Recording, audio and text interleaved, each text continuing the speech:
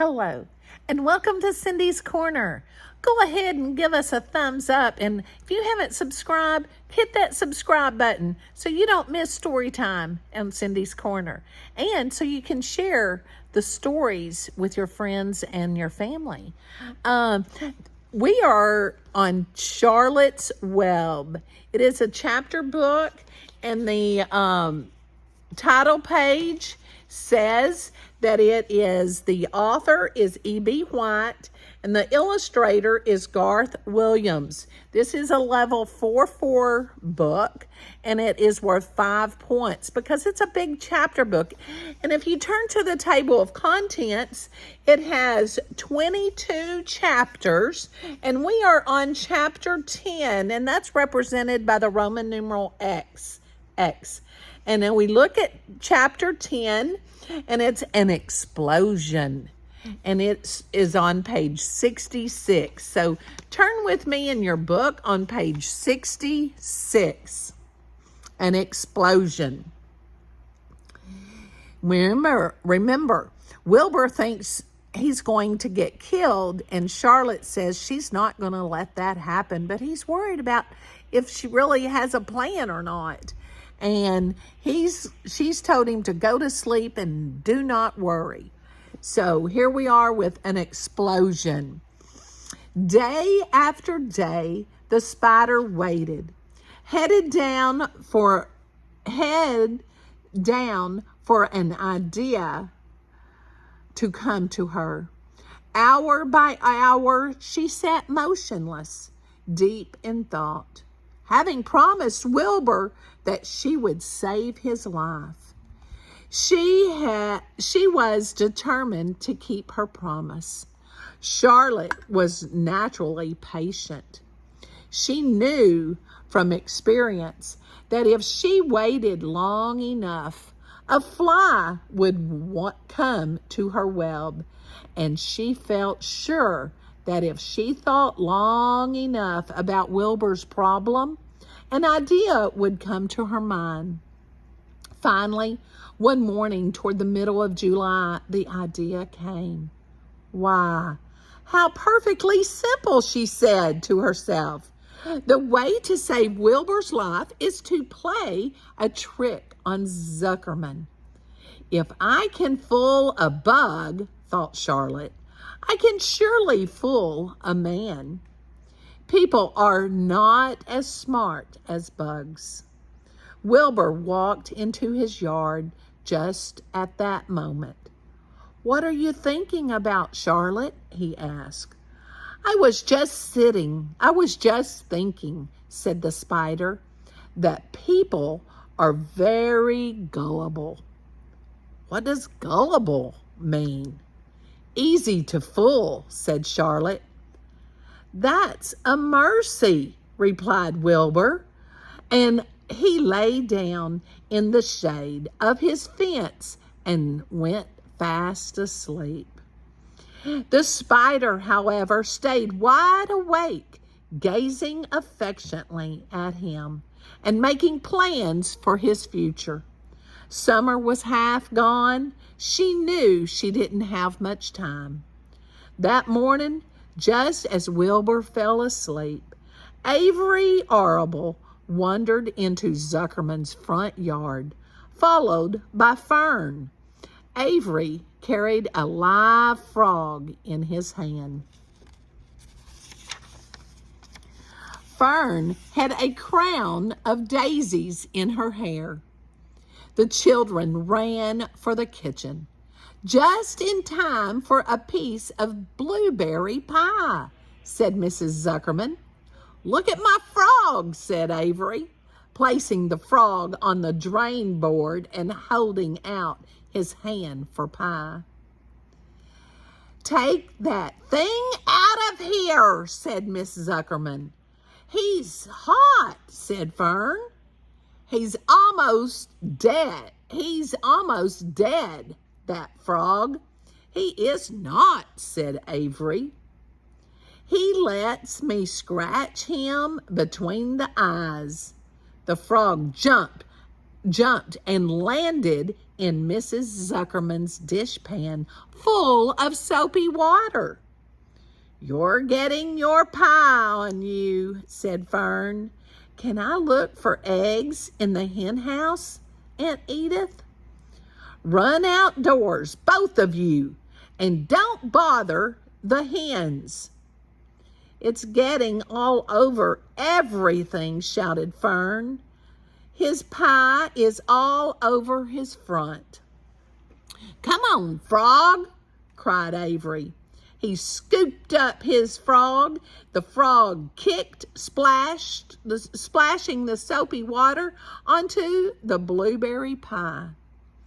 "Another crisis," groaned Fern. "Let's swing in the swing," said Avery. The children ran to the barn. Mr. Zuckerman had the best swing in the country. It was a single long piece of heavy rope tied to the beam over the north doorway. At the bottom end of the rope was a fat knot to sit on it.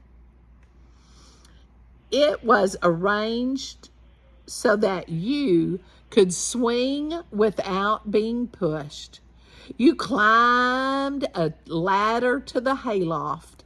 Then, holding the rope, you stood at the edge and looked down and were scared and dizzy. Then you straddled the knot so that it acted as a seat. Then you got up all your nerve, took a deep breath, and jumped. For a second, you seemed to be falling to the barn floor far below. But then, suddenly the rope would begin to catch you, and you would sail through the barn door, going a mile a minute, with the wind whistling in your eyes and ears and hair. Then you would zoom upward into the sky and look up at the clouds, and the rope would twist, and you would twist and turn with the rope. Then you would drop down, down, down out of the sky and come sailing back into the barn, almost into the hayloft, then sail out again, not quite as far this time, then in again, not quite so high, then out again, then in again, then out, then in, and then you jump off and fall down and let somebody else try it. Mothers for miles around worried about the Zuckerman swing. They feared some child would fall off, but no child ever did. Children almost always hang on to things tighter than their parents think they will. Avery put the frog in his pocket and climbed to the hayloft. "The last time I swung in this swing, I almost crashed into the barn swallow," he yelled. "Take that frog out," ordered Fern. Here they are, swinging. Avery straddled the rope and jumped. He sailed out through the door, frog and all, and into the sky, frog and all. Then he sailed back into the barn. "Your tongue is purple," screamed Fern. "So is yours," cried Avery, sailing out again with the frog. "I have hay inside my dress. It itches," called Fern. "Scratch it," yelled Avery as he sailed back. "It's my turn," said Fern. "Jump off." "Fern's got the itch," sang Avery. When he jumped off, he threw the swing up to his sister. She shut her eyes tight and jumped. She felt the dizzy drop, then the supporting lift of the swing. When she opened her eyes, she was looking up at the blue sky and about to fly back through the door. They took turns for an hour. When the children grew tired of swinging, they went down toward the pasture and picked wild raspberries and ate them. Their tongues turned them from purple to red. Fern bit into a raspberry that had a bad-tasting bug inside it and got discouraged. Avery found an empty candy box and put his frog in it. The frog seemed tired after his morning in the swing. The children walked slowly up toward the barn. They too were tired and hardly had energy enough to walk. "Let's build a tree house," suggested Avery. "I want to live in a tree with my frog." "I'm going to visit Wilbur," Fern announced. They climbed the fence into the lane and walked lazily toward the pig pen. Wilbur heard them coming and got up. Avery noticed the spider web, and coming closer, he saw Charlotte. "Hey, look at that big spider," he said. "It's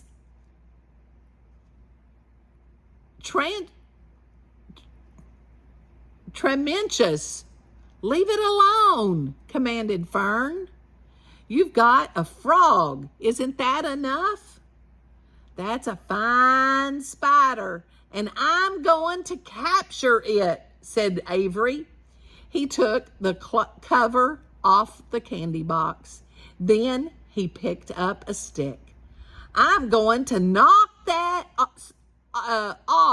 old spider into this box," he said. Wilbur's heart almost stopped when he saw what was going on. This might be the end of Charlotte. The boy succeeded in catching her. "You stop it, Avery," cried Fern.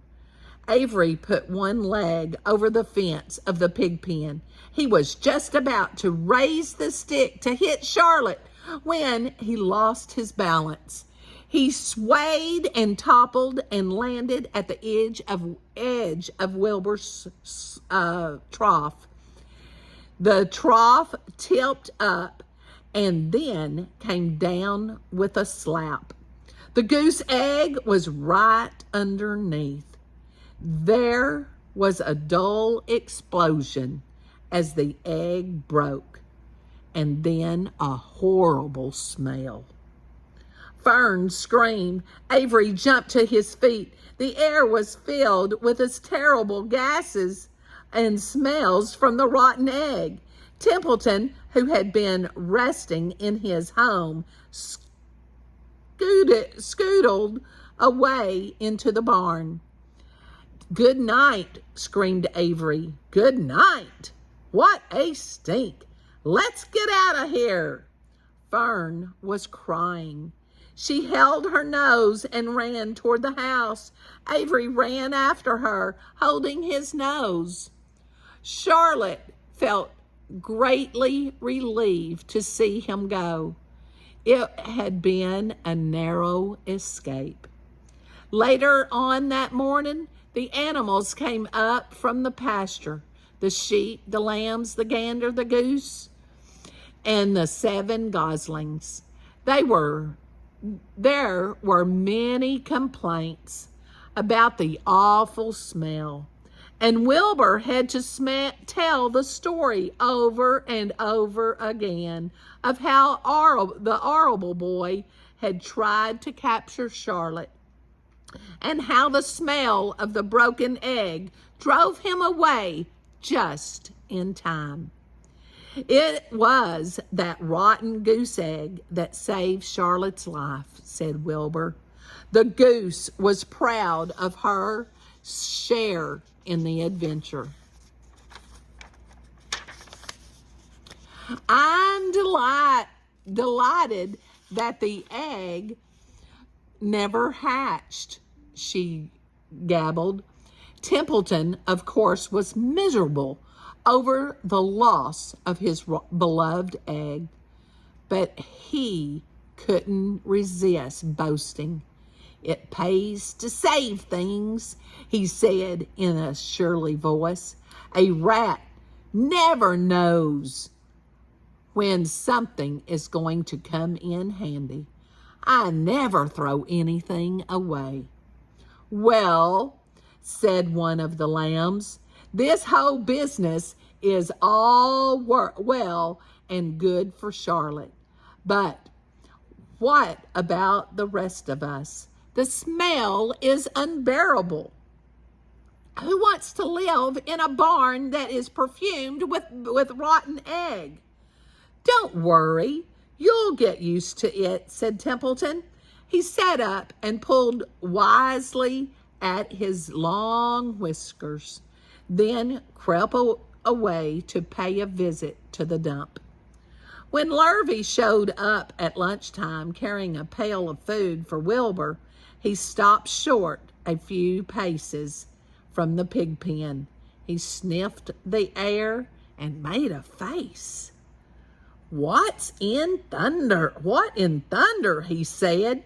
Setting the pail down, he picked up the stick that Avery had dropped and pried the trough up. "Rats," he said. "Phew, phew. I might have known a rat would make a nest under this trough. How I hate a rat."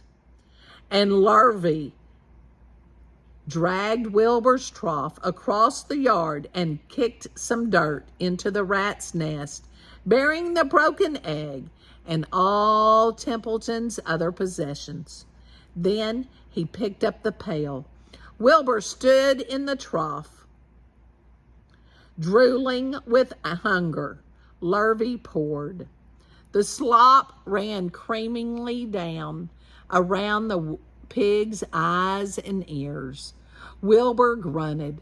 He gulped and sucked and sucked and gulped, making swishing and swishing noises, anxious to get everything at once. It was a delicious meal: skim milk, wheat middlings, leftover pancakes, half a donut, a rind of a summer squash, 2 pieces of stale toast, a third of a ginger snap, a fishtail, 1 orange peel, several noodles from the noodle soup, the scum off of a cup of cocoa, an ancient jelly roll, a strip of paper, and the lining of the garbage pail, and a spoonful of raspberry jello. Wilbur ate heartily. He planned to leave half a noodle and a few drops of milk for Templeton. Then he remembered that the rat had been useful in saving Charlotte's life, and that Charlotte was trying to save his life. So he left a whole noodle instead of a half. Now that the broken egg was buried, the air cleared, and the barn smelled good again. The afternoon passed and the evening came. Shadows lengthened. The cool and kindly breath of evening entered through doors and windows. Astride her web, Charlotte sat moodily, eating a horsefly and thinking about the future. After a while, she bestirred herself. She descended to the center of the web, and there she began to cut some of her lines. She worked slowly but steadily while the other creatures drowsed. None of the others, not even the goose, noticed that she was at work. Deep in the soft bed, Wilbur snoozed. Over in the favorite corner, the goslings whistled a night song. Charlotte tore quite a section out of her web, leaving an open space in the middle. Then she started weaving something to take the place of the threads she had removed. When Templeton got back from the dump around midnight, the spider was still at work. Now, the explosion, did you think it was going to be the egg? Tell me in the comments. And if you have ever swung on a barn swing, tell me that.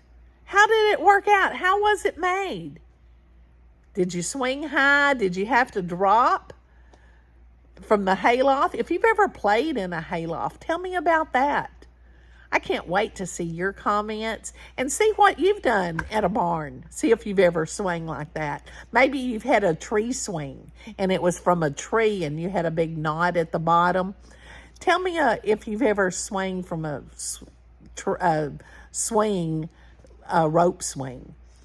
Maybe you've swung and jumped in the water and landed in a creek or a river. I can't wait to see your comments.